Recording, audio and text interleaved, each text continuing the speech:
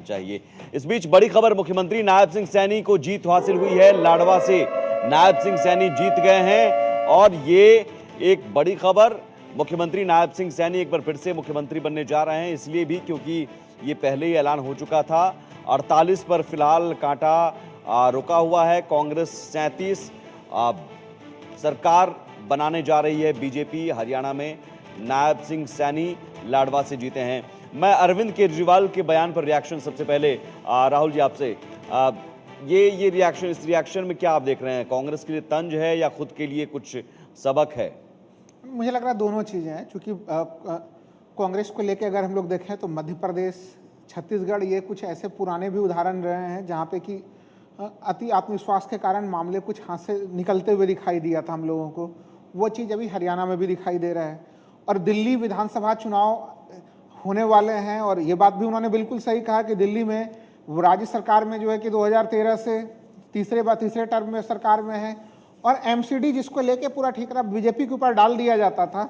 और दिल्ली में अभी साफ सफाई की व्यवस्था बहुत ज़्यादा मजबूत नहीं है जिस रूप में दिखनी चाहिए।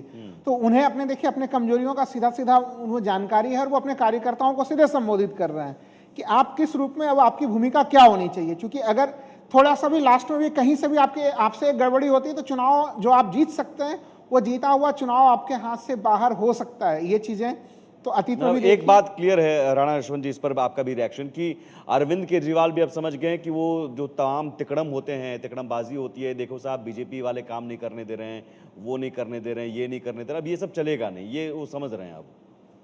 हर चीज़ का अपना एक फटीक फैक्टर होता है, कहीं ना कहीं जा कर के वह अपना महत्व खो देता है। अरविंद केजरीवाल ने इस बार के चुनाव से कांग्रेस को वो तंज कस रहे हैं कि ओवर कॉन्फिडेंस नहीं होना चाहिए, लेकिन उनके भीतर भी एक डर बैठ रहा है कि दिल्ली को लेकर के हम जो कहते हैं कि हम यहाँ से नहीं हट सकते हैं, कि हमारा तो मोहल्ला क्लिनिक है और हमारा तो स्कूल है और हमारा तो नल है, सड़क है। आज की तारीख में एमसीडी भी, जैसे कह रहे थे कि एमसीडी भी आपका है, दिल्ली की सरकार भी आपकी है। अब दोनों दिल्ली के लोगों से सरोकार रखते हैं और दिल्ली के लोगों की राय आपके बारे में इन्हीं दोनों के जरिए जो आप काम करेंगे बनेगी।